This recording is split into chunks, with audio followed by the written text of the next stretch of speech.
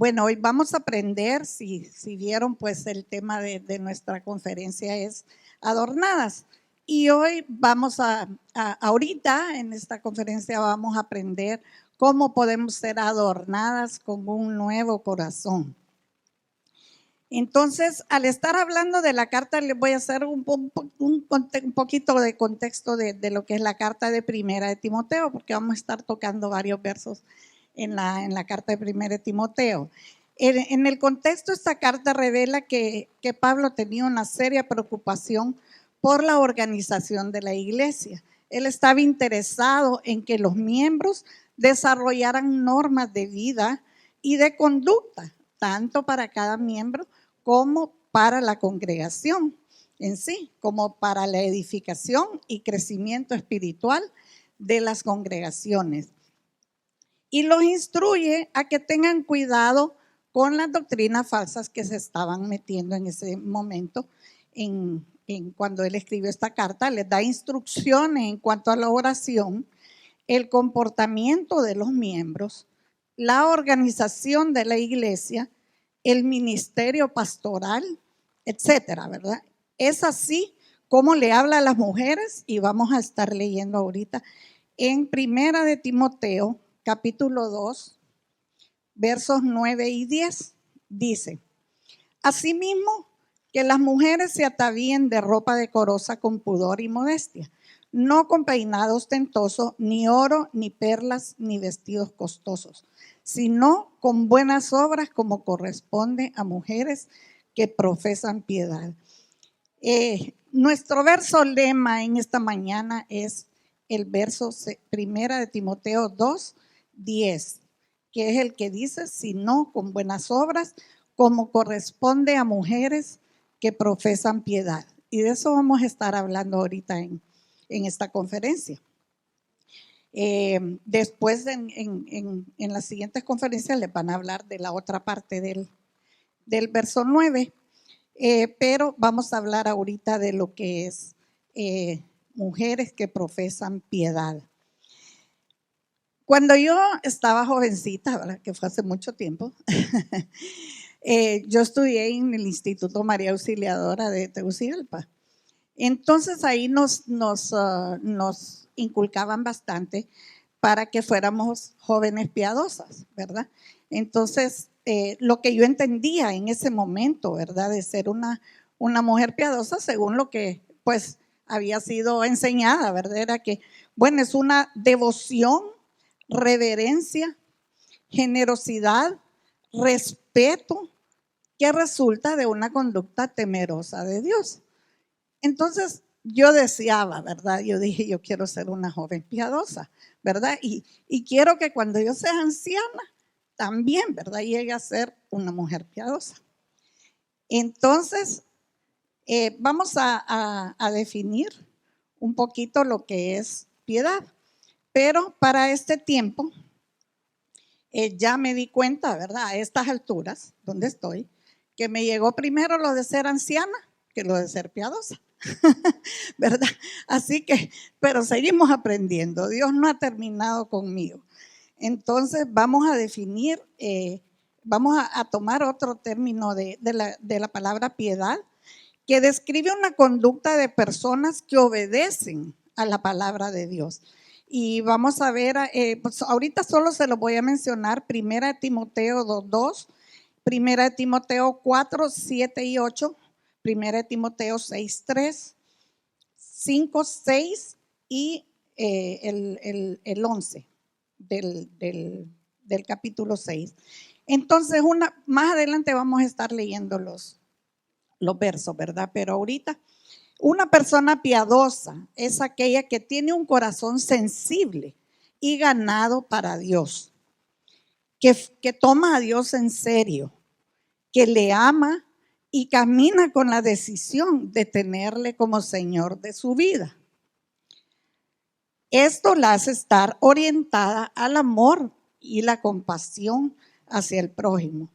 La palabra piedad demuestra la vida cristiana, que es vivida en respuesta a la gratitud por lo que Dios ha hecho. Pero ¿qué pasa? nosotros somos incapaces. En ese tiempo que yo estaba estudiando, pues ahí en el colegio hacían varios programitas como para que uno se motivara, ¿verdad? A ser piadosa. Pues una vez yo me inscribí en uno de ellos, ¿verdad? Yo dije, yo tengo que trabajar en esto, ¿verdad? Y me voy a inscribir. Y me acuerdo que todos los viernes uno llegaba con una cintita aquí, ¿verdad? En el pecho, que era símbolo de que estaba en ese programa. Pues yo me inscribí en el programa y tenía un montón de requisitos, ¿verdad? Que llenar. Y yo dije, bueno, me voy a esforzar, ¿verdad? Para tener esos requisitos, ¿verdad? Que pedían. Entonces, bueno, llegó el día en que escogieron a las personas que iban a entrar al programa y empezaron a llamar a las personas y a mí no me llamaron. Entonces, después, pues yo extrañaba, ¿verdad? Y dije, le voy a preguntar aquí a la qué pasó. Entonces, ya fui yo. Y entonces me dice, no, es que a usted no le escogieron, me dice, por eso no está ahí. Entonces dije yo, bueno, ahí me empecé a dar cuenta, ¿verdad? Que no se trata de esforzarse, ¿verdad? Y de ver qué es lo que uno puede hacer, porque nosotros somos incapaces. Somos incapaces y vamos a ver por qué. Nuestra naturaleza, en nuestra naturaleza somos incapaces de responderle a Dios como Él quiere y ser las personas piadosas que Él desea que nosotros seamos en su palabra. Entonces, ¿qué es lo que debemos hacer? Primero, tenemos que reconocer quién es Dios, ¿verdad? Dios es santo. Debemos reconocer que Él es el creador, que Él es soberano, que Él es justo, que Él es santo, que Él no puede hacer el mal. Todas esas cosas tenemos que reconocerlas, ¿verdad? Entonces, cuando nosotros vemos la santidad de Dios y nos vemos a nosotros, ¿verdad? Entonces, pues nos sentimos chiquitos, ¿verdad? Isaías 6:3 dice, el uno al otro daba voces diciendo, Santo, Santo, Santo, Jehová de los ejércitos.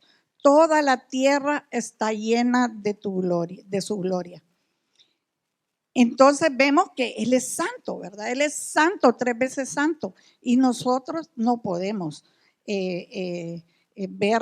ser como Él es. Pero sin embargo, Dios quiere que seamos como Él es. Porque en primera de Pedro 1:16 dice, sed santos porque yo soy santo. Entonces, ¿qué pasa?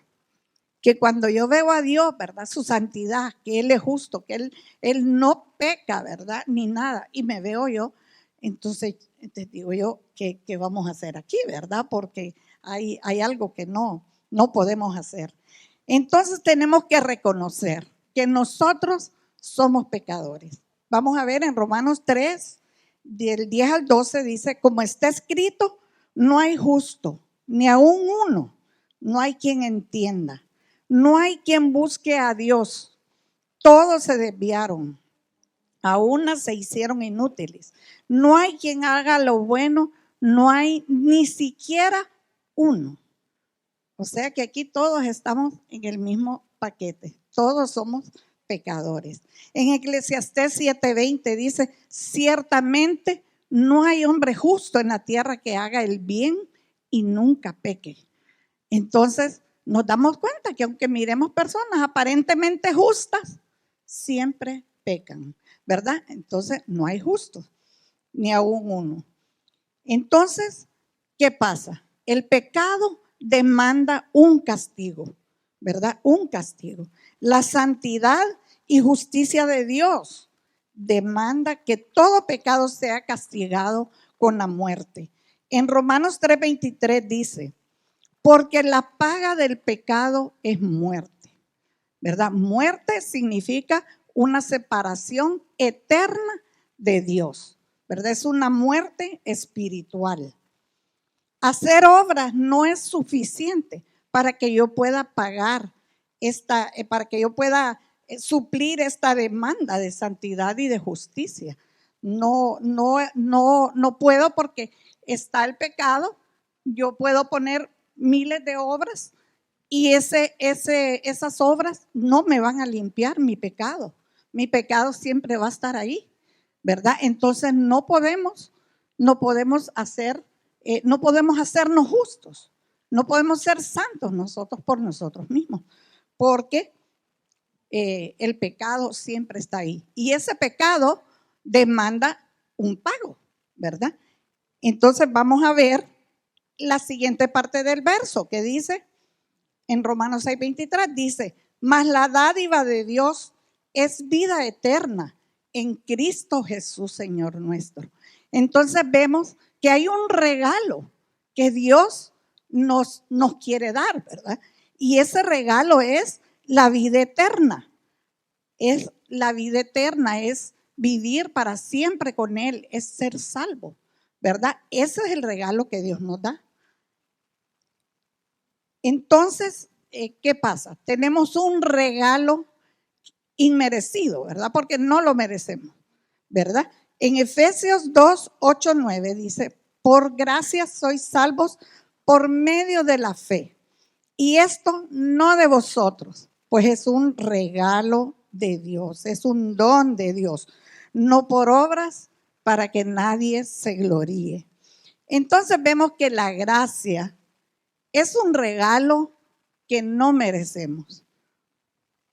Y dice, por gracia sois salvos por medio de la fe, ¿verdad? ¿Y cómo viene la fe?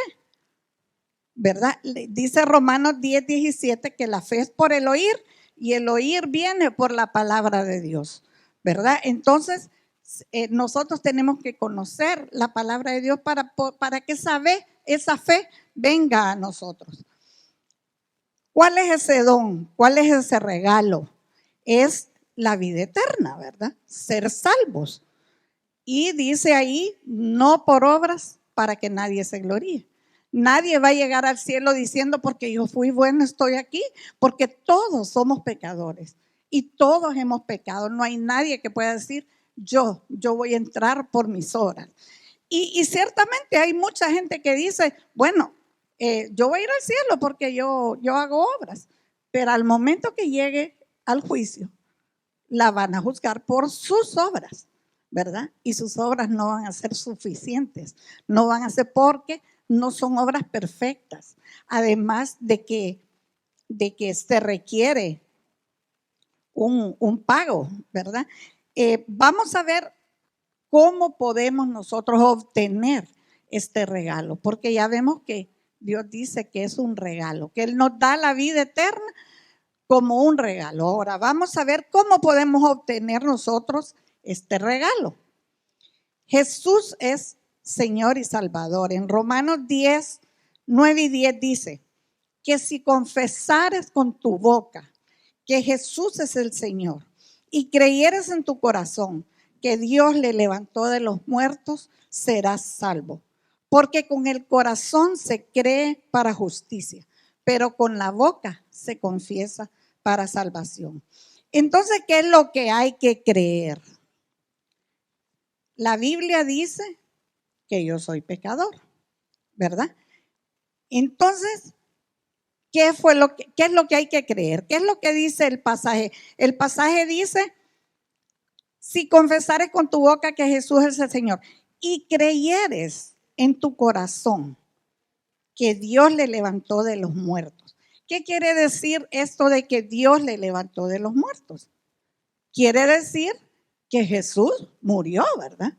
Porque no puede haber levantarlo de los muertos si él no hubiera muerto, ¿verdad? Entonces, tenemos que creer en nuestro corazón que Él murió. Entonces, vamos a ver en 1 Corintios 15:3-4, que dice, porque primeramente os he enseñado lo que asimismo recibí, que Cristo murió por nuestros pecados conforme a las Escrituras, y que fue sepultado y que resucitó al tercer día conforme a las Escrituras. Entonces vemos que Cristo vino a hacer una obra, ¿verdad? Él murió en la cruz para pagar por nuestros pecados. Y Él dice que si nosotros creemos, tenemos vida eterna. Pero ¿qué es lo que pasa? Eso de que Jesús murió por los pecados, por nuestros pecados, eso lo sabe casi todo el mundo. Yo a veces le pregunto a niños así, que de repente les quiero dar el evangelio, ¿y qué sabes vos de Jesús? No, que Él vino y murió por mis pecados. Y bueno, y casi todo el mundo sabe que Jesús murió, ¿verdad? En la cruz. Hace poco estuvimos celebrando la Semana Santa y bueno, ahí muestran bastante, ¿verdad? Que Cristo murió en la cruz, ¿verdad? Pero eso no es lo que nos salva. Eso no es lo que nos salva, hermanas. La Biblia dice que yo soy pecador. Yo tengo que reconocer primero, o sea, sabemos, la Biblia dice que todos somos pecadores, ¿verdad? Pero yo tengo que reconocer que yo soy pecador, ¿verdad? Que yo le he fallado a Dios y que yo, por mucho que me esfuerce, yo no puedo tener esa santidad y no puedo ser justa como Dios quiere que sea, porque yo soy pecadora. Entonces yo tengo que reconocer mi condición, ¿verdad? Yo soy pecadora. Luego, ¿qué es lo que tengo que saber? Que Cristo murió por mí. Yo sé que Él murió por todos, pero yo tengo que reconocer y saber que Cristo murió por mí. Tengo que reconocer que yo soy pecadora, ¿verdad? Que Cristo murió por mí. Que Cristo, con su sangre que Él derramó en la cruz, me limpió a mí. Yo sé que a todas nos limpió, pero yo tengo que saber y creer que Él me limpió a mí de mis pecados. Que Cristo me compró a mí con su sangre, ¿verdad? Y por lo tanto, si Él me compró con su sangre, Él derramó su sangre por mí. Entonces, si Él derramó su sangre por mí, lo hizo para pagar una deuda que yo tenía de pecado, ¿verdad? Entonces, al Él comprarme a mí, dice la palabra que sin derramamiento de sangre no se hace remisión. Por eso fue que Cristo derramó su sangre en la cruz. Pero si yo no creo que esa sangre que Él derramó en la cruz la derramó por mí, si yo no reconozco que yo soy pecador y que no me puedo limpiar por mí misma, si yo no reconozco eso y yo no creo que esa sangre que Él derramó en la cruz la derramó por mí, ¿verdad? Entonces yo no voy a ser salvo.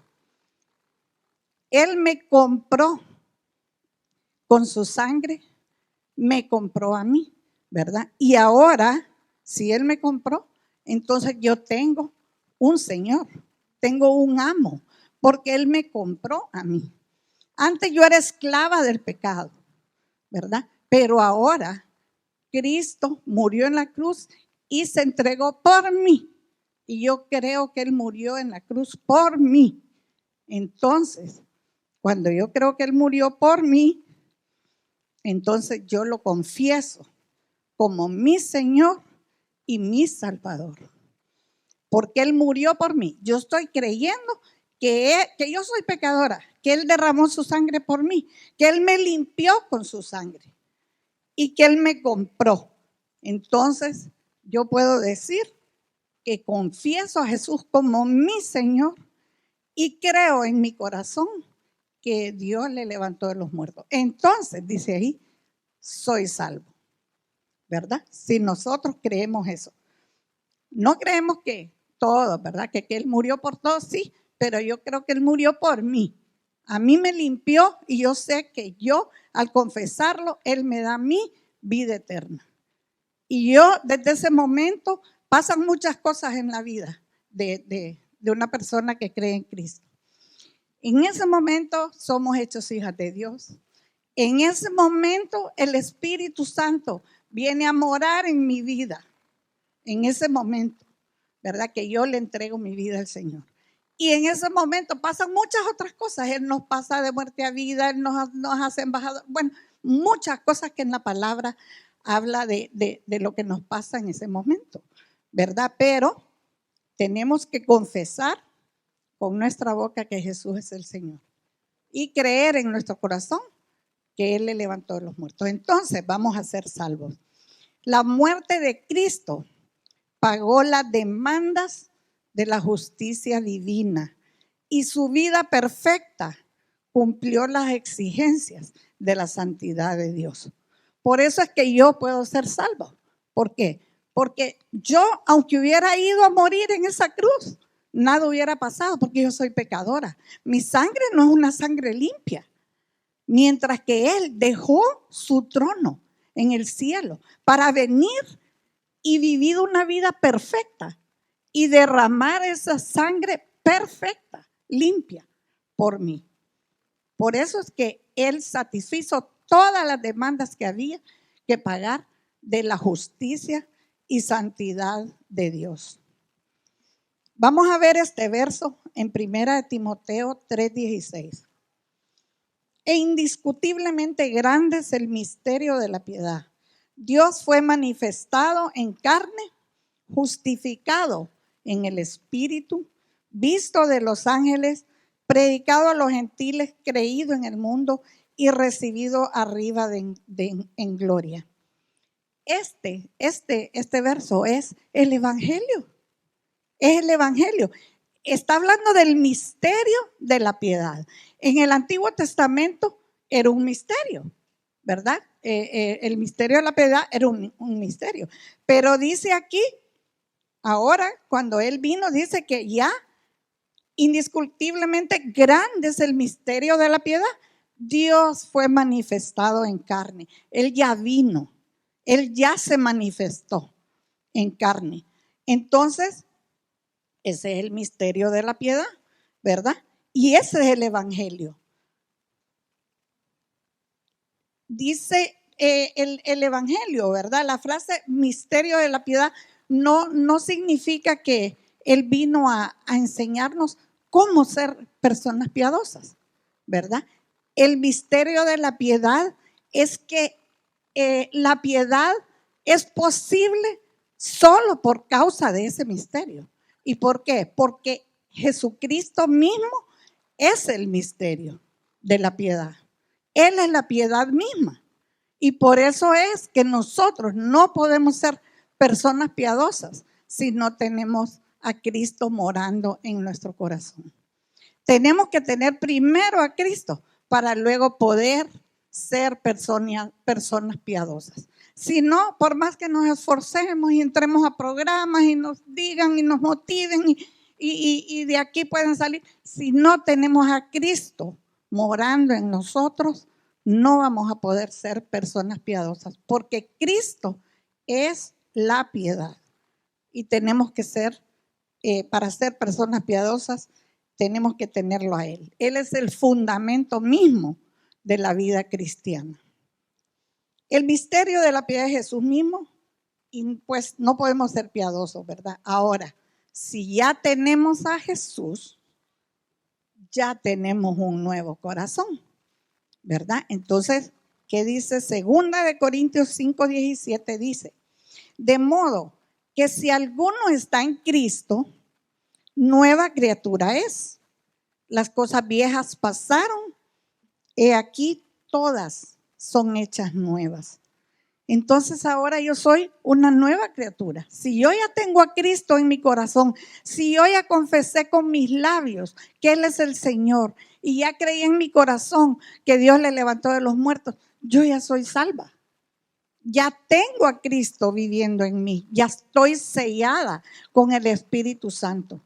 Y eso es lo que a mí me da poder para hacer las cosas que voy a hacer después de tener ese fundamento. Ahora hay varias razones por las cuales Dios nos tiene aquí, ¿verdad?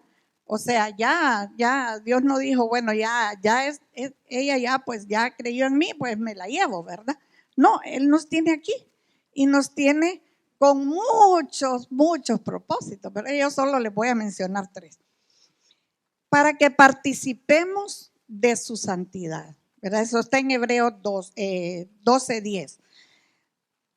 Otro es para que anunciemos las virtudes del que nos llamó de las tinieblas a la luz. Eso está en 1 Pedro 2:9. Dios quiere que nosotros no nos quedemos con esto. Si yo ya lo acepté, ese regalo, si yo ya acepté ese regalo, ¿por qué me voy a quedar con ese regalo cuando Dios lo que quiere es que yo lo comparta? Entonces, Él nos dejó aquí para que nosotros, que ya fuimos llamados de las tinieblas a luz, lo anunciemos a otros, para que también otros sean llamados de las tinieblas a la luz. También para que vayamos de gloria en gloria a su imagen. Y este sí lo vamos a leer, está en 2 de Corintios 3:18.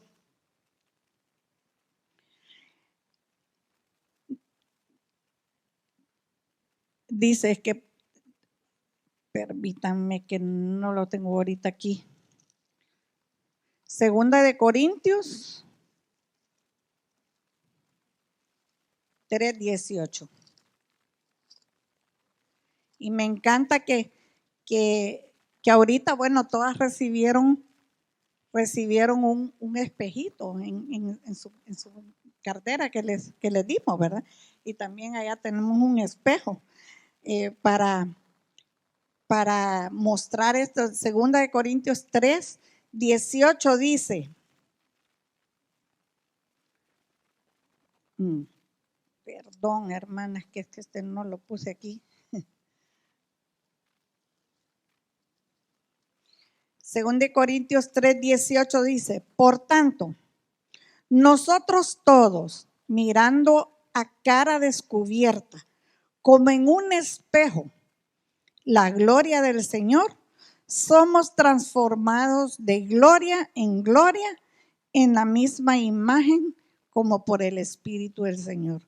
Entonces, queremos que cada vez que miren ese espejito, ¿verdad? Miren que Dios está yendo en sus vidas de gloria en gloria, ¿verdad? Él quiere que miremos como en un espejo la gloria, no que nosotros ya seamos, ¿verdad? Como es Él, pero lo miramos a Él ahí y vamos en pos de eso, ¿verdad? Dice nosotros mismos mirando a cara descubierta, como en un espejo, la gloria del Señor. Estamos viendo en un espejo la gloria del Señor. Somos transformados de gloria en gloria en la misma imagen. Entonces, ¿qué debemos hacer? Pues primero, pues tenemos que ser diligentes. Tenemos que ser diligentes. 2 de Pedro 1, del 5 al 8, dice, vosotros también, poniendo toda diligencia, por esto mismo añadid a vuestra fe virtud, a la virtud conocimiento, al conocimiento dominio propio, al dominio propio paciencia, a la paciencia piedad, a la piedad afecto fraternal y al afecto fraternal amor. Porque si estas cosas están en vosotros y abundan, no os dejarán estar ociosos ni sin fruto en cuanto al conocimiento de nuestro Señor Jesucristo. Entonces, quiero que noten en ese verso que ahí dice, hay un montón de cosas que tenemos que hacer, ¿verdad? Pero empieza diciendo, poniendo toda diligencia, por esto mismo, añadid a qué? A vuestra fe virtud. O sea, la fe tiene que estar ya puesta como un fundamento, que es el que nosotros tenemos en el momento que aceptamos a Cristo, ¿verdad? Por fe tenemos ese fundamento. Ahora, a ese fundamento le vamos a añadir, ¿verdad? Le vamos a empezar a añadir. Dice, añadid a vuestra fe virtud, al virtud conocimiento, al conocimiento dominio propio. ¿Quién ha podido llegar a tener dominio propio? Yo creo que no hay una aquí que diga yo, ¿verdad? Yo sí tengo dominio propio. En cualquier momentito volvemos a caer. Y luego dice paciencia. ¿Quién de nosotros es tan paciente que nunca pierde nada, ¿verdad? Es sumamente paciente, ¿verdad? Y después de llegar de todas esas cosas, ¿verdad? Dice conocimiento, ¿verdad? Necesitamos conocer la palabra de Dios, ¿verdad? Entonces, conocimiento, dice. Entonces, añadiendo todas estas cosas, ¿verdad? Dominio propio, paciencia, piedad, dice, ¿verdad? Y hasta entonces llega la piedad. El problema es que muchas veces nosotros queremos empezar poniendo el fundamento y luego saltarnos a la piedad, ¿verdad? Ser piadosas sin haber pasado todo el proceso, ¿verdad? Entonces no vamos a poder llegar así, de esa manera, ¿verdad? Entonces, vemos que es difícil, ¿verdad?, poder alcanzar estas cosas. Sí, ahora, si notan también en ese verso, todas estas cosas, ¿verdad?, que habla al principio, después de poner el fundamento, añadir la virtud, conocimiento, dominio propio, paciencia, piedad. Todo eso se trata de crecer nosotras, ¿verdad? Ponemos el fundamento y luego tratamos de crecer, o sea, seguimos adelante creciendo nosotras. Y después de tener esa piedad, entonces vamos a poderla mostrar a otros. Dice, a la piedad vamos a añadir ¿qué? Afecto fraternal, y al afecto fraternal, amor. Entonces nosotros no vamos a poder mostrar ese afecto fraternal y ese amor al prójimo.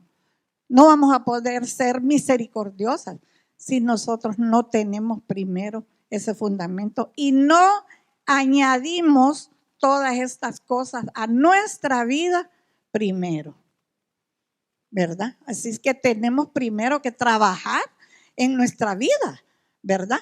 Tenemos que esforzarnos, ser diligentes.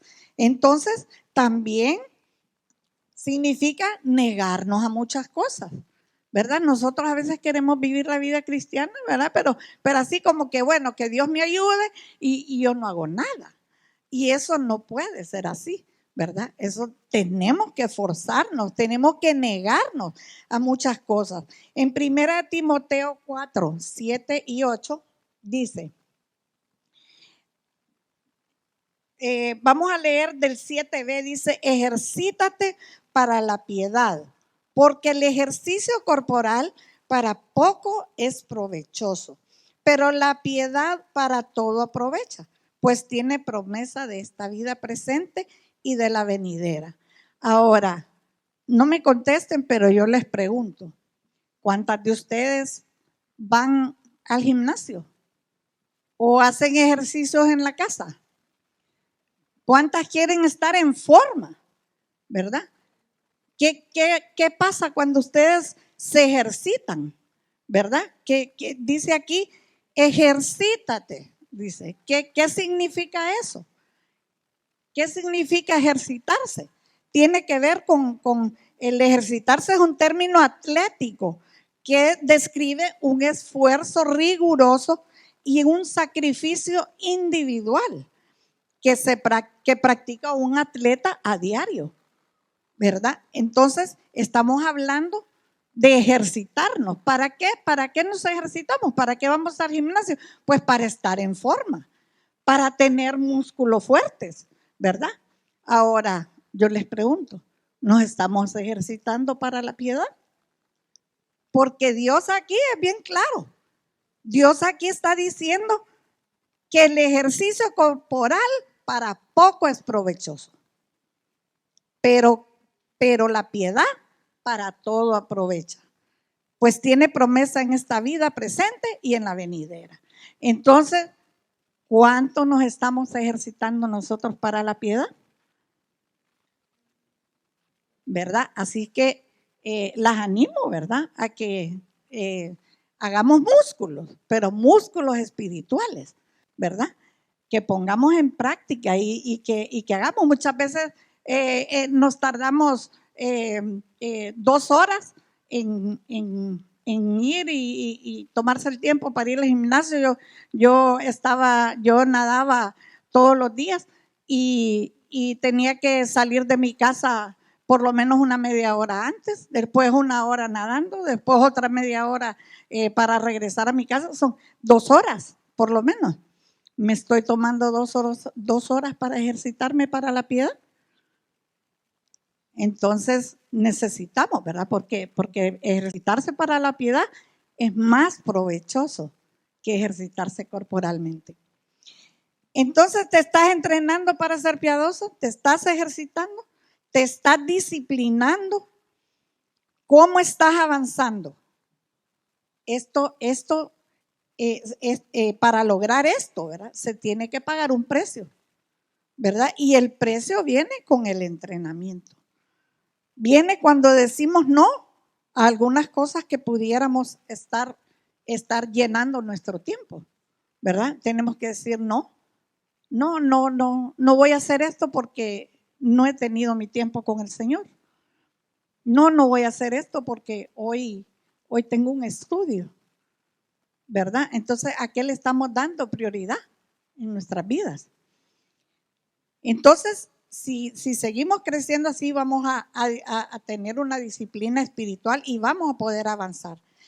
Tiene que ver con nuestra actitud y nuestra respuesta adecuada a Dios diariamente, ¿verdad? Diariamente tenemos que buscar al Señor para poder tener esa piedad que Dios quiere que nosotros tengamos.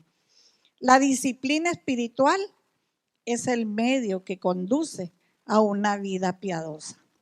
Así que no vamos a poder ser personas piadosas si no nos disciplinamos, ¿verdad? Si no nos esforzamos, si no desarrollamos esos músculos espirituales, ¿verdad? 1 Corintios 9, del 24 al 27 dice, ¿no sabéis que los que corren en el estadio, todos a la verdad corren, pero solo uno se lleva el premio? Corred de tal manera que lo obtengáis. Todo aquel que lucha, de todo se abstiene. Ellos a la verdad para recibir una corona corruptible, pero nosotros una incorruptible. Así que yo de esta manera corro, no como a la aventura, de esta manera peleo, no como quien golpea el aire, sino que golpeo mi cuerpo y lo pongo en servidumbre, no sea que habiendo sido heraldo para otros, yo mismo venga a ser eliminado. Y esto lo estaba diciendo Pablo, ¿verdad? Él se esforzaba por tener esa disciplina espiritual.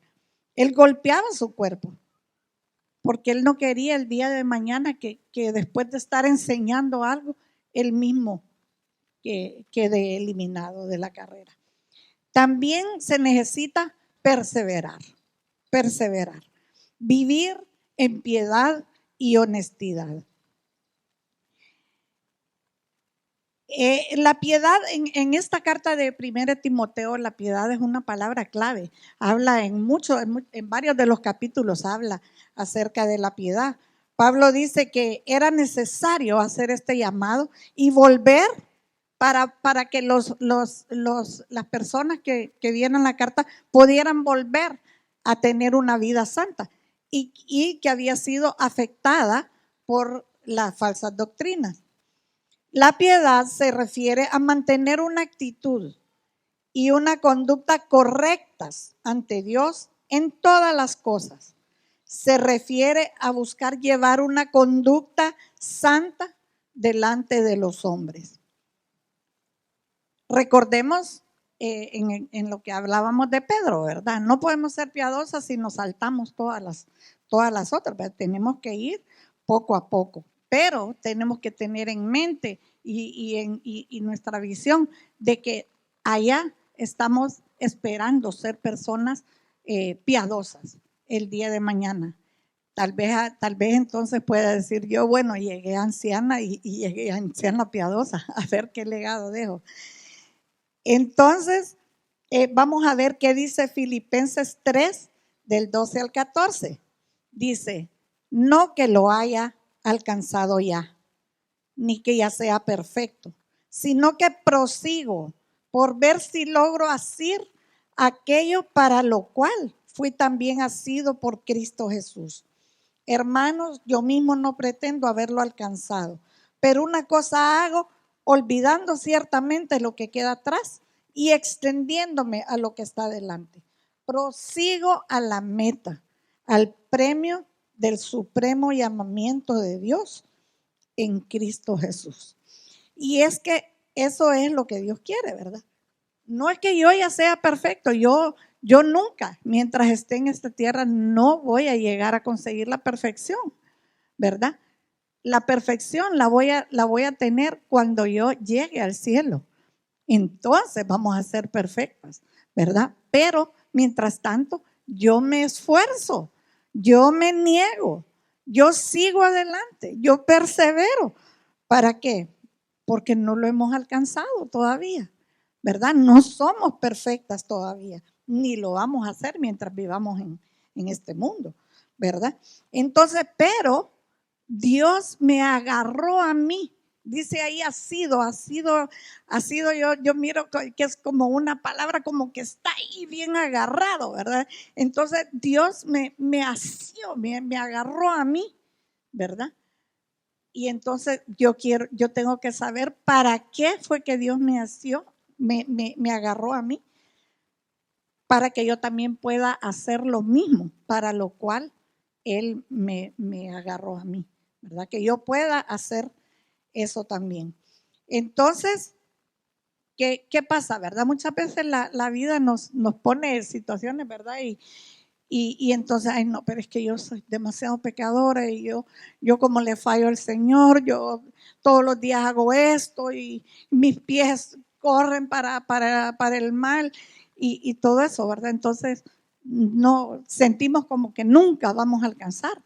Entonces, ¿qué dice aquí? Dice, olvidando, pero hermanos, dice, no pretendo haberlo alcanzado, pero una cosa hago, ciertamente, dejo lo que está atrás, allá, se queda atrás y yo sigo adelante.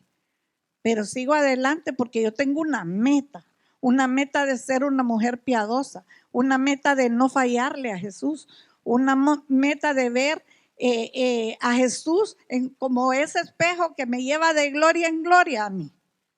Y sigo para adelante, ¿verdad? No miro para atrás. Entonces ahí vamos a proseguir a la meta, al premio del supremo llamamiento de Dios en Cristo Jesús. Todavía tal vez tengo un poquito de tiempo. Yo quería contarles acerca de una historia de la vida de Sarah Edwards y su legado. Sarah Edwards fue la esposa de Jonathan Edwards, ¿verdad? Ella vivió como en los años 1700, por ahí, ¿verdad? No les voy a dar exactamente la fecha porque lo que tengo pues son cosas, pero sí, partes de la historia de ella. Pero esta mujer confió en Cristo desde que tenía 13 años y ella deseaba ser una mujer piadosa, ¿verdad? Entonces ella se esforzaba por ser una mujer. Ya tenía a Cristo, ¿verdad? Entonces ella se esforzaba. Y era una joven, una niña, digamos, 13 años, ¿verdad? Y fue creciendo, pero ella no la podían hacer como desviarse de la meta que ella tenía, ¿verdad? De ser una mujer piadosa. Y lo que a ella más le motivaba, era como, tenía ella un temor, ¿verdad? De ofender a Dios si ella hacía cosas que no agradaban a Dios. Entonces, ese temor a ella la mantenía. Y Jonathan Edwards, que fue un predicador que en ese tiempo hubo un avivamiento, Dios lo usó mucho a él para cambiarla, para darle un avivamiento a la iglesia en los años 1700. Él se fijó en ella. Desde que tenía 13 años la venía viendo. Y después, como 4 años más tarde, se casó con ella, ¿verdad? Se casó con ella, tuvieron 11 hijos. Entonces ya se imaginan, igual que ahora, ¿verdad? Que no, yo no voy a tener ni uno. Igual que ahora, no, tal vez sea un caso, me decido uno, ¿verdad? Así pensamos o piensan porque yo tuve hijos, 5. Entonces, Sara tuvo 11 hijos, ¿verdad? Y luego, pues, ella vivió su vida en su casa, ¿verdad? Ella sirvió como esposa y sirvió como madre. Y también sirvió a las personas de su iglesia y a los hermanos de la iglesia, ¿verdad? Pero no fue una persona bueno, una profesional, que bueno, yo tengo que ir a trabajar y yo, ¿verdad? Porque yo mi profesión y todo eso, no es que sea malo, ¿verdad? Ahora hay muchas demanda la sociedad, ¿verdad? Pero no es lo más importante, ¿verdad? Y esta mujer se quedó en su casa, cuidaba a sus 11 hijos y a su esposo, ¿verdad? Entonces, para ella, ¿qué nos enseña ella sobre la piedad? Para Sara, el crecimiento en la santificación y la felicidad en Dios no eran búsquedas separadas, sino más bien dos lados de la moneda. A diario escogía ella resistirse a pecar y someter su vida a Dios y encontrar en Él su descanso y su gozo, igual que nosotros, ¿verdad? Como madre piadosa, impactó el mundo. La santificación de Sara no fue en vano. Los 11 hijos de los Edwards habrán tenido un asiento en primera fila en la espiritualidad de Sara. Y sin duda fueron influenciados por la piedad de su madre. Pero su influencia no terminaba en la puerta de su casa. Considerando que Sara era una mamá que se quedaba en casa y que vivió en el tiempo pre-internet, su impacto en el mundo fue excepcional. En el año 1900, un historiador apellido Winship, trazó el linaje de Sara y Jonathan y publicó un estudio acerca de ello, ¿verdad? Y muchas de las capacidades y talentos, inteligencia y carácter de 1,400 miembros de la familia Edwards se debe a la señora Edwards. Winship reporta como para los 1900 sus descendientes incluían, oiga bien esto porque a mí me impactó, incluían a 13 presidentes de universidades, 75 profesores, 100 abogados y un decano de la Escuela de Leyes, 30 jueces, 66 médicos y un decano de la Escuela de Medicina, 80 en trabajos con cargos públicos que incluían 3 senadores de los Estados Unidos, alcaldes en 3 ciudades grandes, gobernadores de 3 estados, un vicepresidente de los Estados Unidos, un contralor de la tesorería de los Estados Unidos. Luego enviaron más de 100 misioneros al extranjero y todo esto por la influencia de la piedad de Sara Edwards. La piedad de Sara dio fruto por varias generaciones.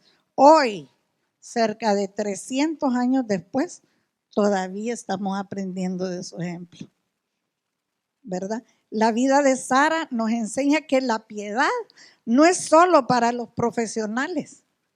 Si eres una mamá con pequeñitos o si eres una abuela con una pandilla de nietos como yo, ya casi 2 bisnietos, y una madre espiritual o una madre espiritual en tu servicio en el ministerio, no menosprecies el impacto que tu santidad personal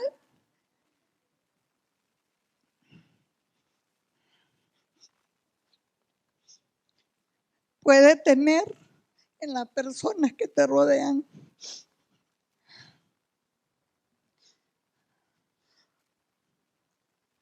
De hecho, puede ser el regalo más grande que puedas darles cuando orientes tu vida a darle gloria a Dios. Darás fruto en esta vida y en la venidera. ¿Qué legado queremos dejar a las futuras generaciones? Yo quisiera llegar a ser piadosa. Acompáñenme a orar. Padre Celestial, te doy gracias, Señor, por lo que tú has hecho por mí. Gracias porque tú moriste en la cruz por mí. Tú me limpiaste con tu sangre, Señor. Y ahora yo soy perfecta. No soy perfecta porque yo sea perfecta en mi naturaleza, Señor, sino porque creo que esa sangre que tú derramaste en la cruz por mí me limpió de mis pecados. Y Dios, te pido, Señor, que nos ayudes, Señor, a ser esas mujeres piadosas que tú quieres que nosotros seamos, Señor. Que podamos impactar el mundo, que dejemos un legado, Señor, de ser mujeres piadosas. Que tu vida cambie nuestra vida, Señor. Y que tengamos un temor tan grande de ofenderte a ti, de ofender tu santidad, que eso nos motive a ser personas piadosas. Ayúdanos, Señor, porque te necesitamos. Solas no podemos con esta gran tarea, Señor. Dejamos este tiempo en tu nombre, Señor, en el nombre de Jesús. Amén.